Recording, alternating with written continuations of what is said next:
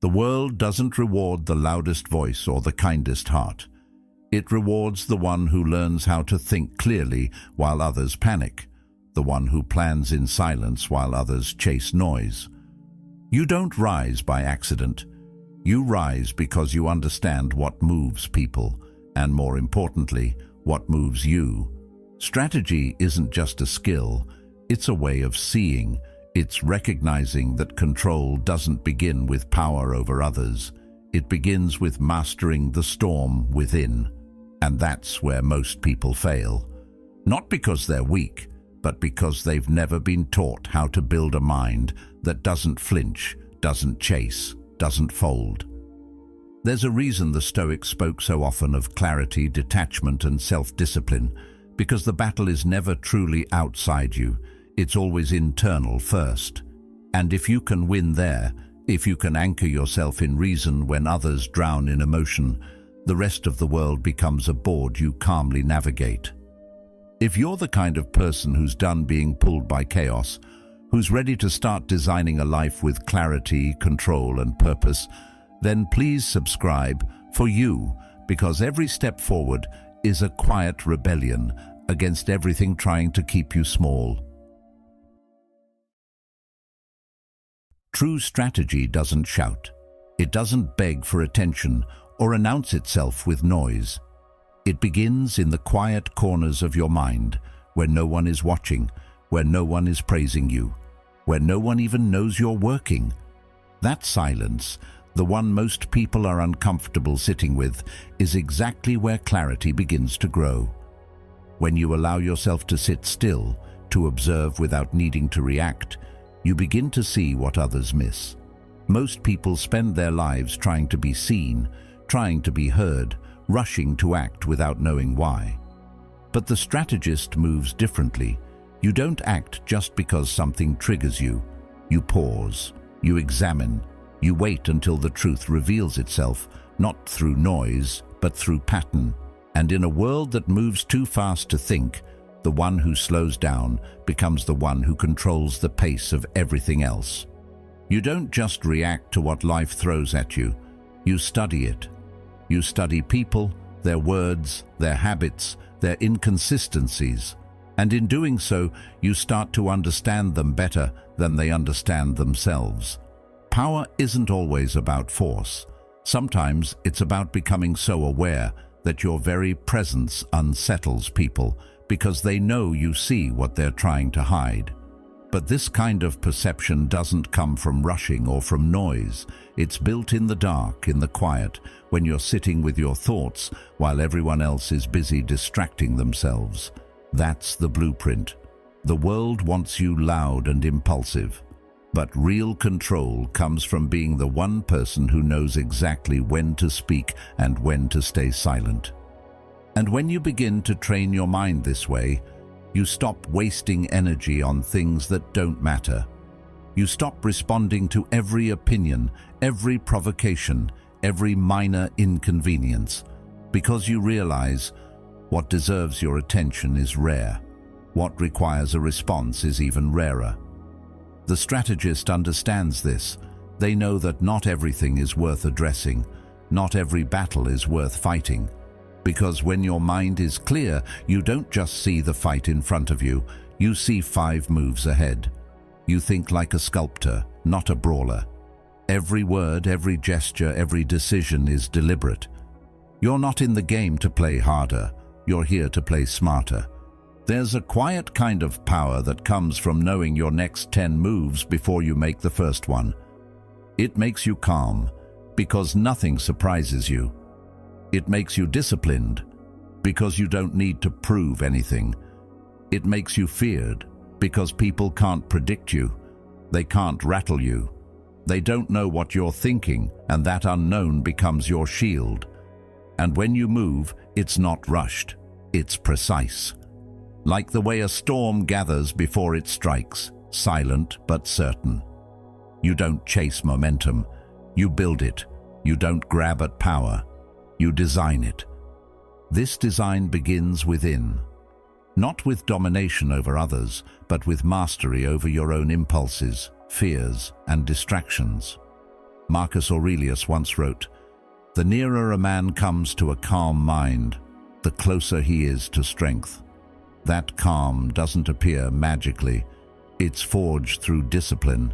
It's the result of countless moments when you chose to think instead of speak, to wait instead of rush, to watch instead of react.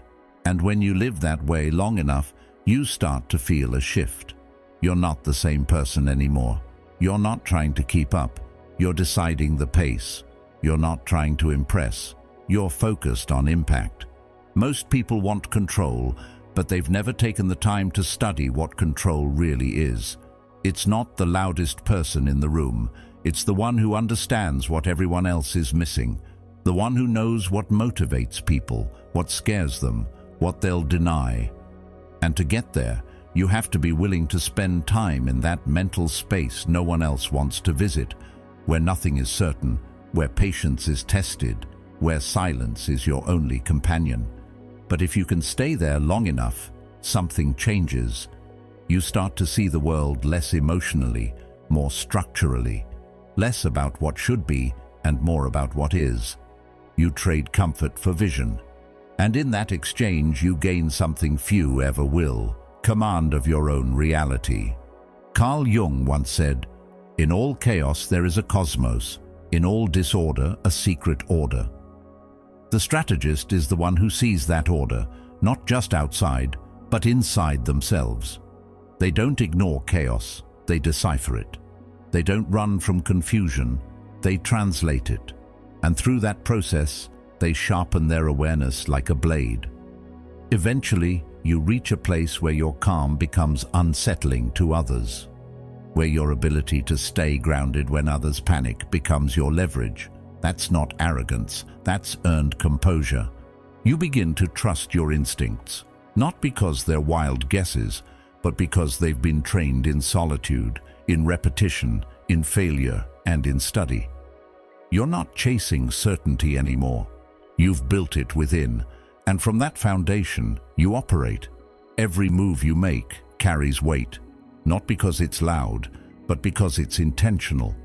And in a world built on distraction, the person who moves with intention becomes a force, not because they're feared, but because they are respected, not because they dominate others, but because they've mastered themselves. That's what the silent blueprint of power really is. It's not a checklist, it's not a tactic. It's a way of seeing, a way of being, a way of training your mind to function in a world that wants you emotional, impulsive, and lost. But you're not here to be swept away by the noise. You're here to be the one who sees clearly, acts wisely, and builds slowly. Because when your foundation is rooted in silence, in strategy, in deep understanding, you don't need to shout to be heard. Your presence speaks long before your words ever do. Emotion is loud. It rises like a wave, fast, overwhelming, and urgent. It demands a response, pushes for immediate action, insists that something be said, something be done. But that urgency is not truth. It's not clarity. It's a test. And those who don't recognize that are constantly led by what they feel instead of what they know. The strategist, the warrior, they understand this difference. They feel the same storm that others do. They just don't become it. They don't let the noise dictate the movement, because power doesn't lie in having no emotion. It lies in having the discipline not to be ruled by it. To live strategically is to walk into every situation already aware that emotion will try to hijack you. It will try to blur your vision, rush your choices, cloud your judgment. That's why preparation matters. That's why stillness is practiced, so that when emotion shows up, it finds no seat at the table. You acknowledge it, you don't deny it, but you never hand it the reins. Because the moment you do, your power becomes scattered. You lose the ability to see clearly. You forget what the long game looks like. And in the space where you should be moving with purpose, you're reacting with confusion. The Stoics never claimed to be unfeeling. They never sought to cut out the heart. What they mastered was the ability to choose which feelings deserved action.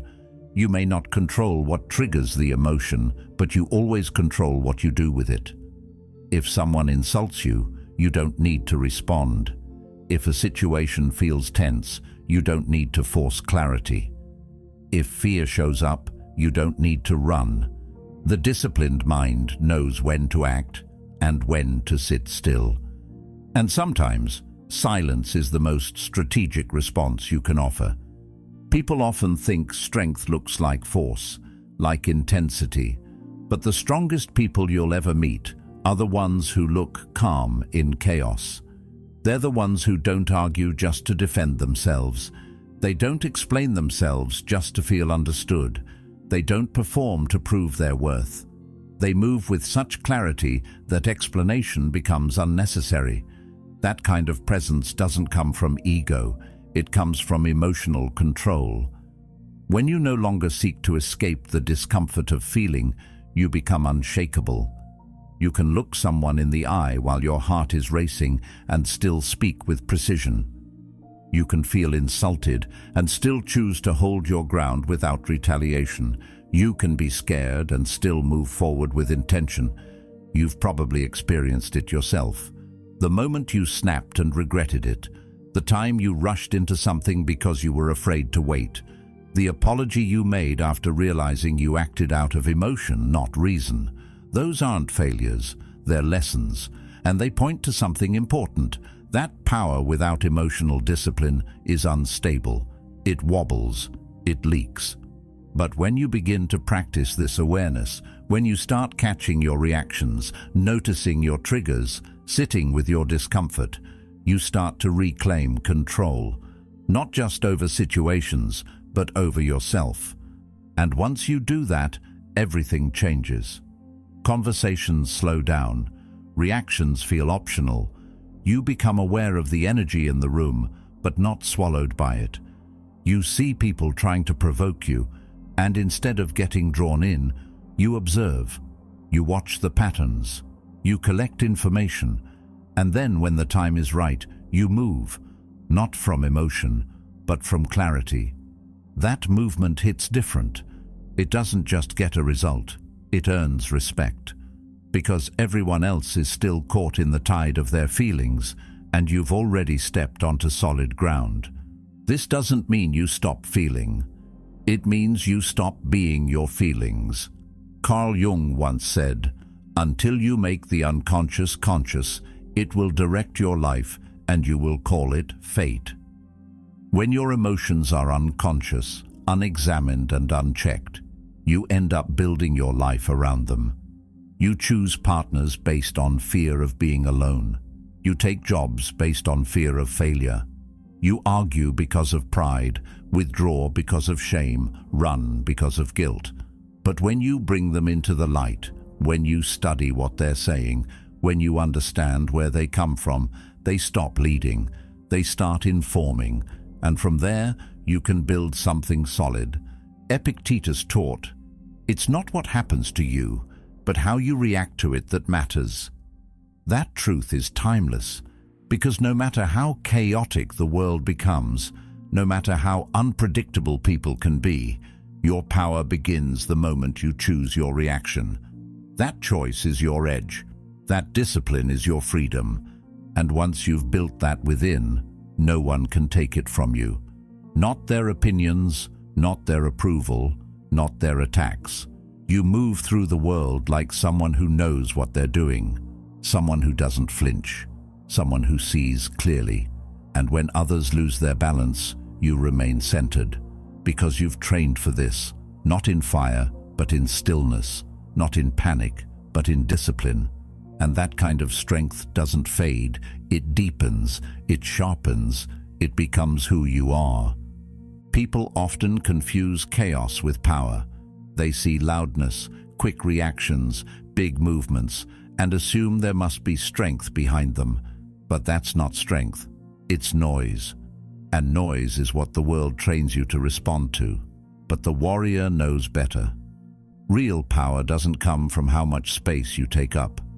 It comes from how still you can remain when everything around you tries to shake you. There's something deeply unnerving about the kind of person who doesn't flinch, someone who can sit in discomfort, in tension, and not be moved unless they decide to move. That's not passivity, that's command.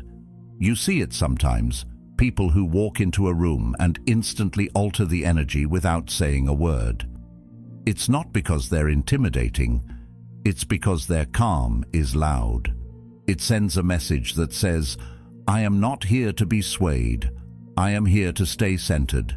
And that kind of energy pulls attention without asking for it.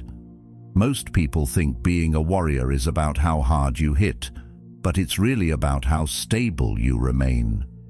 It's about training your presence to be so still, so grounded, that others instinctively second-guess any attempt to challenge it.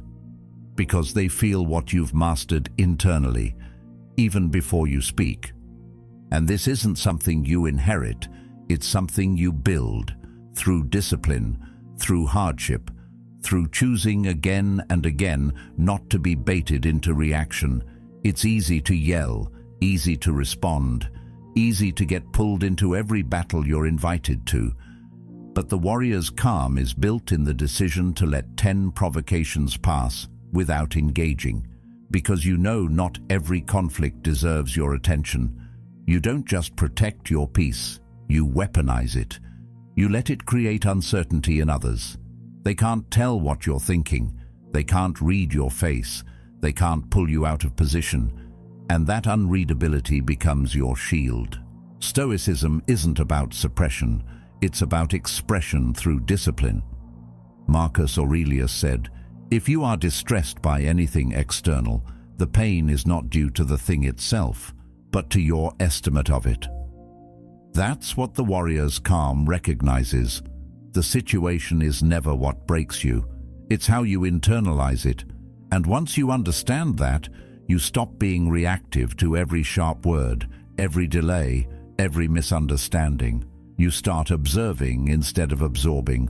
And from that place, your actions become sharper, cleaner, more impactful, because they're not cluttered by confusion or ego. A true warrior knows that real strength lies in precision, not performance. And when your internal state is calm, your movements become deliberate. You don't overextend. You don't rush. You wait for the right moment, and when it comes, you don't hesitate. That's the difference between dominance and desperation. Desperation moves frantically. Dominance moves with timing. Calm allows you to see that timing. It gives you the clarity to strike once, cleanly, and walk away without the need to prove anything further. Carl Jung once said, even a happy life cannot be without a measure of darkness. The word happy would lose its meaning if it were not balanced by sadness. That's a reminder that calm doesn't mean blind optimism or emotional detachment. It means balance. It means being aware of what you feel but not enslaved by it. It means knowing the darkness exists, but not letting it define your identity. The warrior's calm is not about pretending bad things don't happen. It's about knowing you will not be broken by them when they do. There's a kind of psychological gravity that forms when you walk through life without the constant need to explain, defend, or impress. It doesn't mean you don't care. It means you've chosen what to care about. It means your time and energy are not freely available. They're earned. That energy, when others sense it, makes them pause. It creates distance. Not because you're pushing people away, but because your energy communicates boundaries. And those boundaries, rooted in calm, demand respect without saying a word. Aristotle believed that excellence is a habit, not an act. And that's exactly what the warrior's calm becomes, a habit, a daily choice to remain grounded in a world addicted to noise. When others are rushing to react, you are breathing deeply. When the moment heats up, you cool it down, not for show, but because you know that your strength doesn't need to be loud to be real. The discipline it takes to stay calm in high-pressure moments is one of the rarest forms of mastery. And when you carry it long enough, It stops being something you have to think about. It becomes who you are. Imagine how much energy you could save by not being pulled into every emotional current. Imagine how many mistakes you could avoid if you just paused, breathed, and responded when you were ready, not when your feelings told you to. That's the advantage. And over time, it compounds. You become more efficient, more respected, more trusted, because people know you won't spiral, you won't overreact, you'll think, you'll listen, and when you do speak, it matters. Seneca wrote, "No man is more unhappy than he who never faces adversity, for he is not permitted to prove himself." Calm is not the absence of adversity. It's proof that you've learned how to face it without folding. And that proof becomes your presence. It becomes the thing people notice before you even speak. It becomes the reason people trust you in chaos and look to you in crisis. So when you carry calm, don't second-guess it. Don't shrink it to make others more comfortable.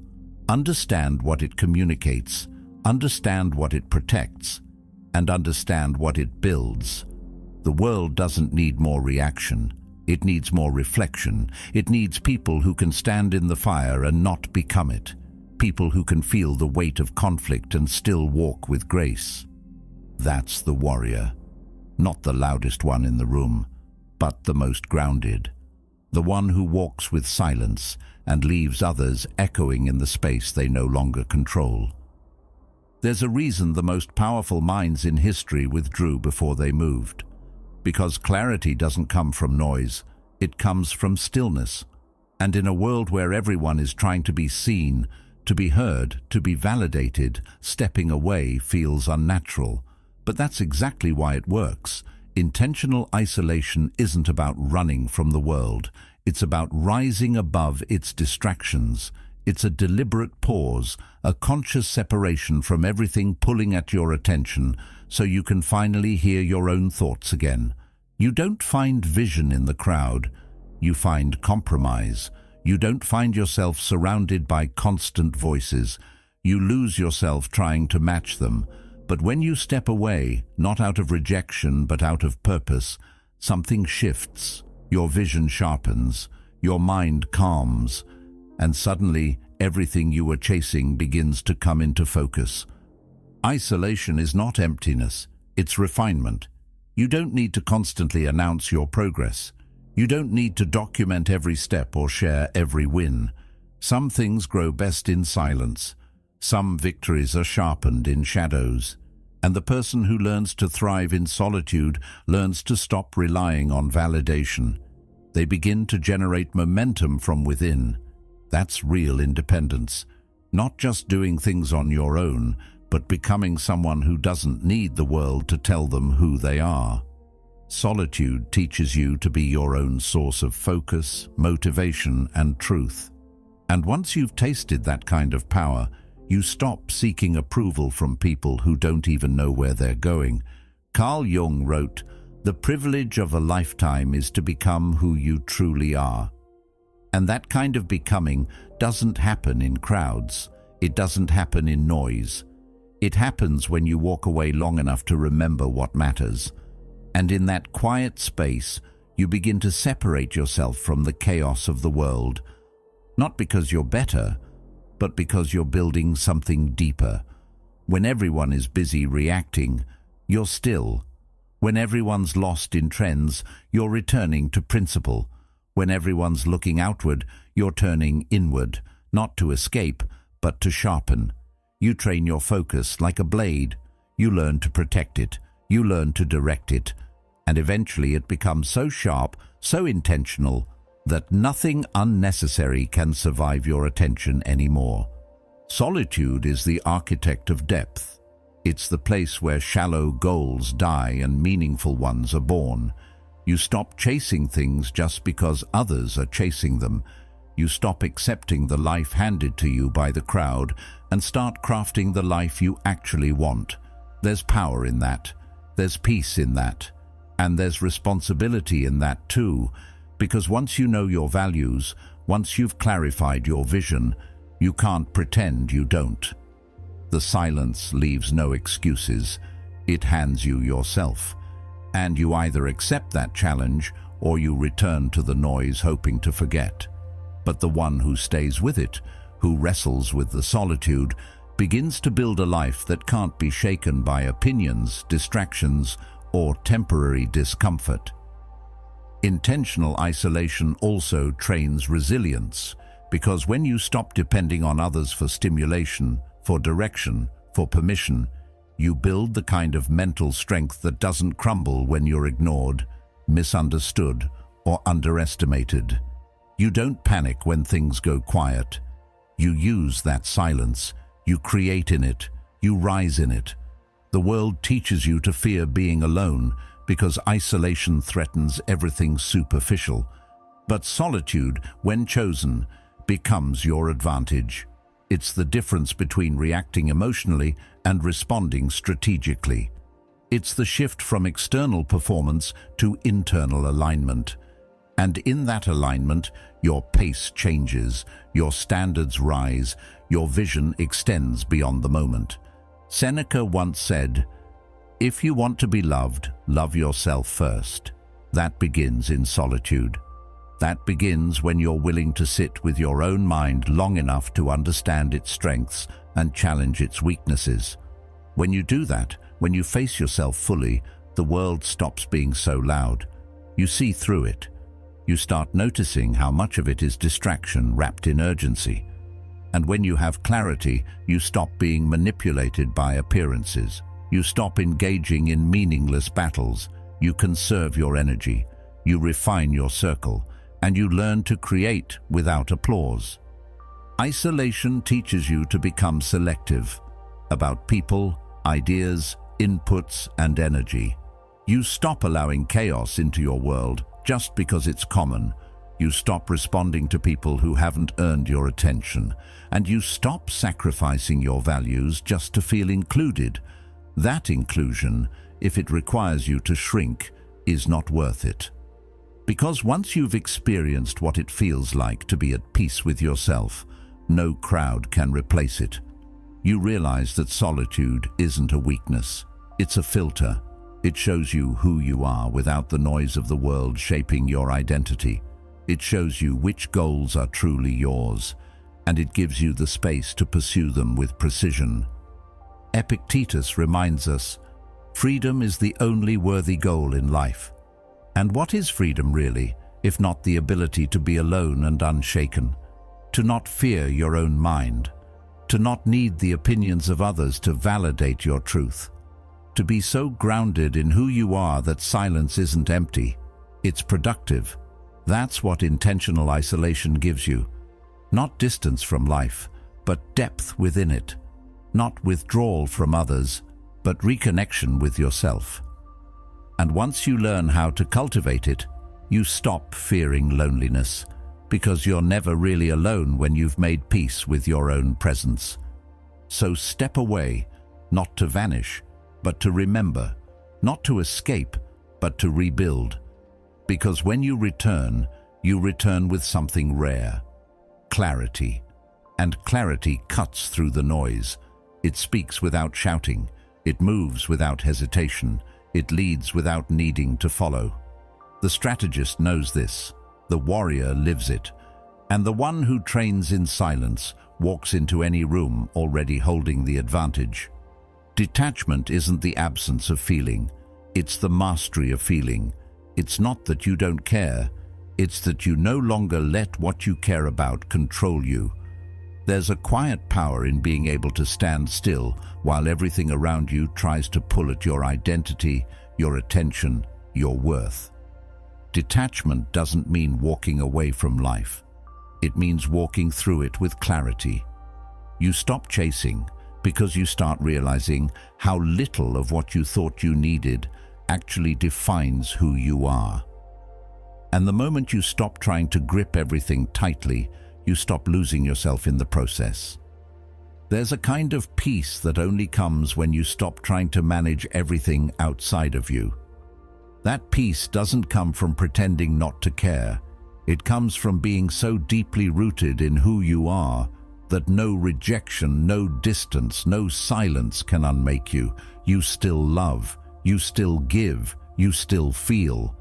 But you stop depending on the outcome. You don't ask others to complete you. You don't need them to agree with you. You don't collapse when they leave, because you've stopped placing your sense of self in their hands. That is detachment, not because you don't value connection, but because you finally learned how to connect without losing yourself. Seneca said, "He is most powerful who has power over himself." Detachment is that power. It allows you to walk away from chaos without explanation. It allows you to feel desire without becoming desperate. It allows you to enjoy what you have without fearing its loss. And that's rare, because most people live from a place of clinging to people who don't respect them, clinging to roles they've outgrown, clinging to outcomes that were never in their control to begin with. They call it loyalty or passion or commitment. But really, it's fear. Fear of being alone, fear of not being enough, fear of not being seen. But when you start to practice detachment, those fears begin to fade, because you stop seeing loss as a reflection of your value. You stop giving weight to the opinions of people who haven't earned your vulnerability. You begin to understand that what stays will stay, and what leaves was never truly aligned. You become patient with change. You stop demanding closure. You stop forcing clarity. You let life unfold without trying to squeeze it into your expectations. That doesn't make you indifferent. It makes you wise. And wisdom, by nature, is quiet. It doesn't beg. It doesn't chase. It doesn't attach itself to everything that feels good in the moment. It waits. It watches. It allows. And from that stillness, it decides. Carl Jung once said, "What you resist persists." That's exactly why detachment matters. The more tightly you hold on, the more power you give away. The more you try to control people, outcomes, or timing, the more you suffer. But when you loosen your grip, when you breathe and allow, you create space for growth, for truth, for freedom. Detachment gives you freedom because it removes your dependence on outcomes. And without that dependence, you begin to act from a place of clarity instead of fear. You stop manipulating. You stop trying to win people over. You stop performing just to be chosen. You speak your truth, not to convince, but to express. You show up, not to impress, but to be real. And if that's not enough for someone, you don't bend. You bless their path and keep walking. That's strength, not because it's easy, but because it's clean. It comes from a place of knowing that peace isn't something someone else gives you. It's something you stop giving away. You become lighter when you detach. You stop carrying expectations that were never yours to begin with. You stop chasing what's running from you. You stop needing constant reassurance to feel secure. And what's left is a life that's quiet, steady, rooted. A life where your value isn't a question, where your joy isn't dependent on attention, where your energy isn't drained by things that no longer serve your evolution. That's what detachment builds. Not isolation, not indifference, but sovereignty. You become emotionally self-sufficient, not so you can walk alone, but so that you can walk with others without losing your path. And here's the paradox. The less you need, the more you attract, because the world is drawn to people who don't chase. There's gravity in emotional independence. There's intrigue in calm confidence. There's power in someone who loves fully, gives freely, and yet holds nothing too tightly. That energy doesn't beg. It doesn't prove. It just is. And that kind of presence reshapes the room. It speaks louder than words, because it isn't trying to be loud. It's simply aligned. Marcus Aurelius said, "Receive without pride, let go without attachment." That's what detachment teaches you. To love without owning, to give without expecting, to live without clinging. And in that space, everything becomes clearer. The people who stay feel lighter. The goals you pursue feel cleaner. The life you build feels truer. Because it's not built on trying to hold everything in place. It's built on trust. Trust that you can handle loss. Trust that you can survive change. Trust that you don't need everything to go your way in order to be okay. And when you carry that trust long enough, you become someone others can trust too. Because they sense it. They feel the steadiness in your presence. They recognize the difference between someone who is whole and someone who is still looking to be filled. And it's not about superiority, it's about responsibility. You stop asking others to regulate your emotions. You stop handing over your peace for temporary pleasure. And you stop treating relationships as lifeboats. You're no longer sinking, you're swimming. The truth is, detachment gives you back to yourself. And when you live from that place, everything around you starts to align with who you truly are, not who you've been trying to be to make others stay. You stop needing the story to go a certain way. You stop needing closure from people who couldn't offer it. You stop needing to be understood in order to understand yourself. And what remains is strength, not the kind that flexes, but the kind that holds steady when the rest of the world moves like a tide. Because when you are no longer moved by every wave, you become the current. You don't resist life. You move with it from a place of freedom, from a place of presence, from a place that cannot be shaken by what comes or what goes. And that is the quiet, grounded, untouchable strength of true detachment. Control isn't about dominance. It's not about barking orders or bending others to your will. It's about discipline, quiet, deliberate discipline that starts from the inside and expands outward. That's the part most people miss. They try to control everything around them, the pace of their career, the behavior of others, the outcomes of situations. But when something doesn't go their way, even something small, they spiral. Their emotions explode, their focus vanishes, their words betray them. And that's the contradiction. You can't command anything outside of you until you've mastered what's going on within you.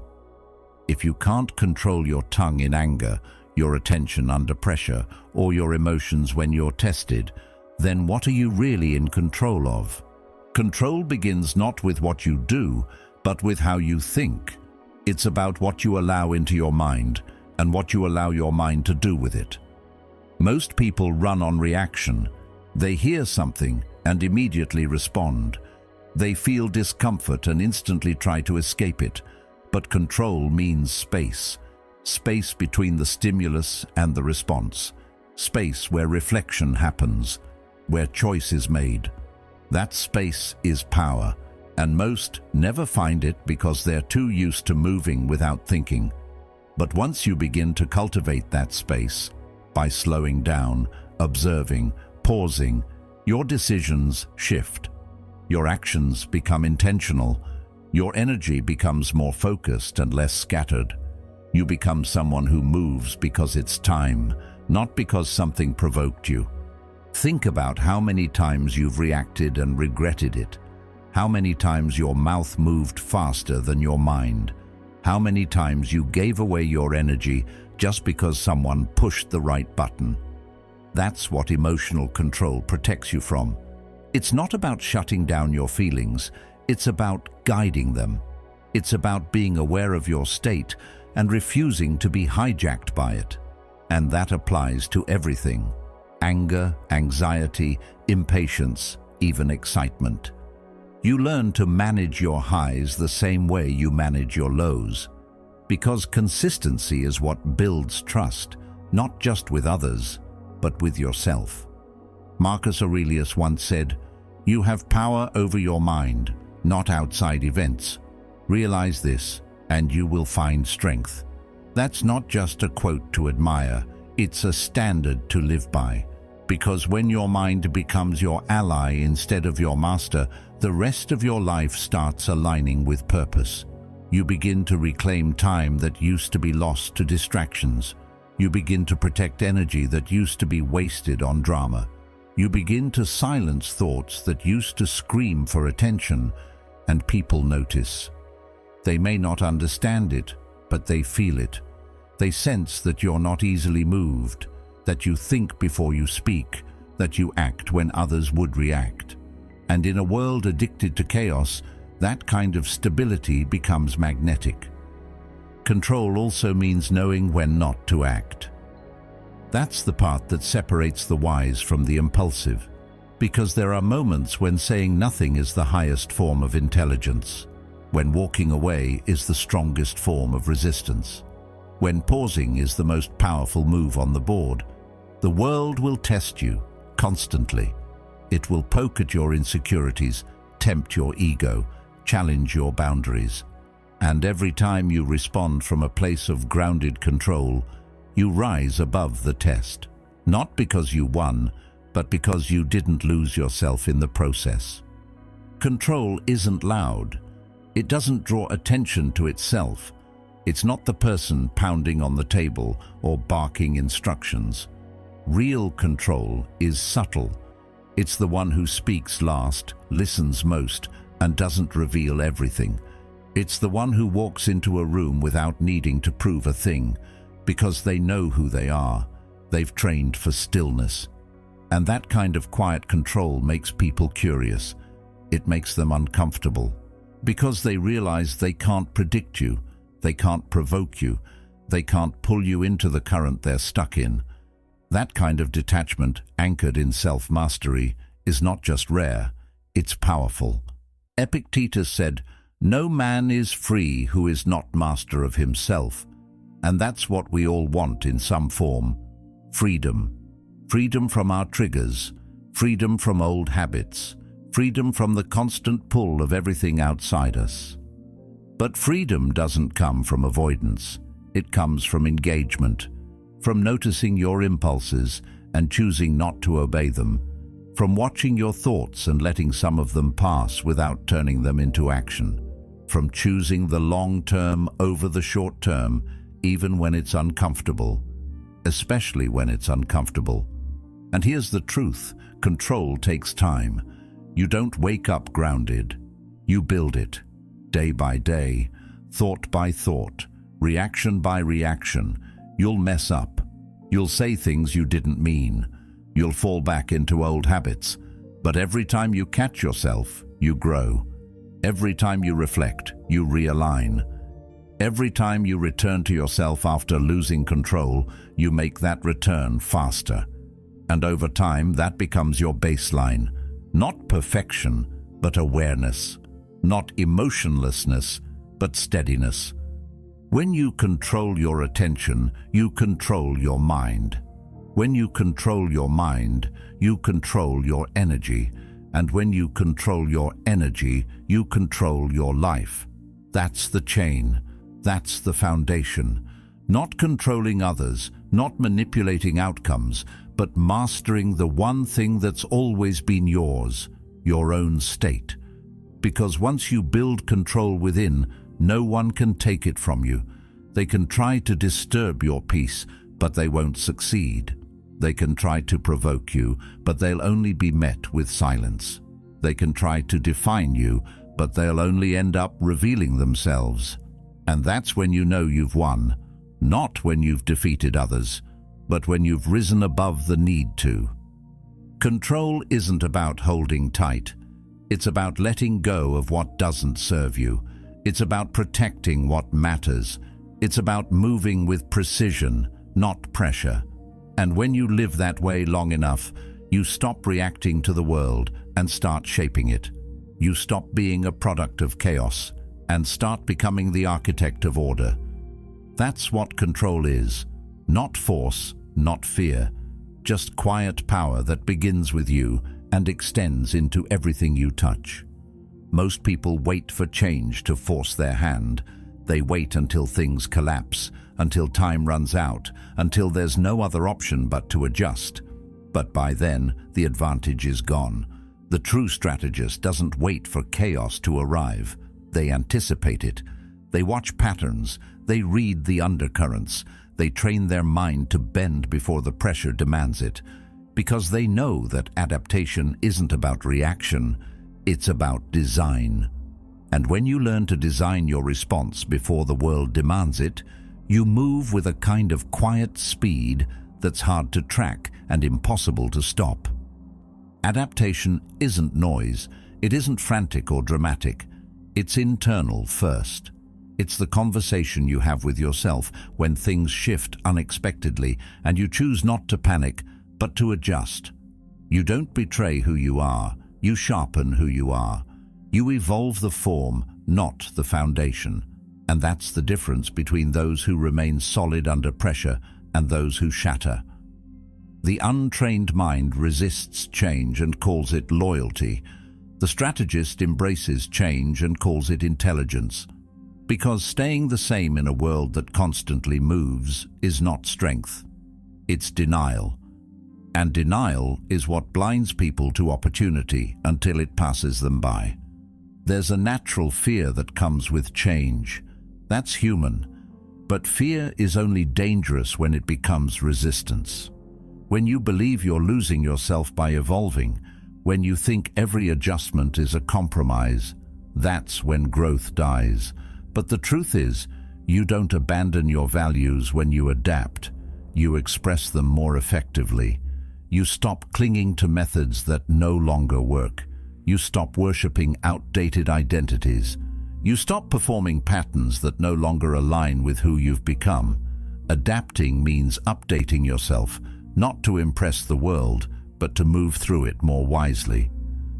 Seneca once said, "Fate leads the willing and drags along the reluctant." And that's the essence of this. If you resist the natural flow of change, you get dragged by it. You break under it. You suffer through it. But if you meet it willingly, if you accept that change is not the enemy but the next teacher, you begin to harness it. You use it. You stay ahead of it. You stop waiting for the world to decide your next move. You choose it yourself. That's not weakness. That's strategic strength, the kind that survives what others crumble under. Adaptation also requires self-honesty, brutal honesty. You can't evolve if you're still pretending the old way is working. You can't shift if your ego is too attached to how things used to be. That's where most people get stuck. Not because they don't have the capacity to change, but because they've tied their worth to outdated methods, fading relationships, past versions of themselves. And letting go feels like failure. But it isn't. It's clarity.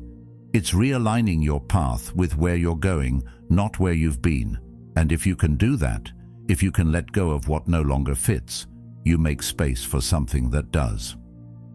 Carl Jung once wrote, "What did you do as a child that made the hours pass like minutes? Therein lies the key to your earthly pursuits." That's a question that invites you to reconnect with the raw, changing energy of who you were before the world told you how to behave. That's where adaptability begins, not in the mind that's been trained to fear change, but in the spirit that once moved freely. To reclaim that, you have to strip away the conditioning that says security comes from sameness. You have to remember that your spirit was always evolving, always experimenting, always becoming. Returning to that state, not childish but fluid, is how you begin to trust your ability to transform. The more you practice adaptation, the less attached you become to being right. You stop needing to defend old views. You start seeking better ones. You stop fearing being misunderstood. You start valuing accuracy over comfort. That doesn't mean you're inconsistent. It means you're honest. Honest enough to say, what worked before might not work now. And that honesty opens doors.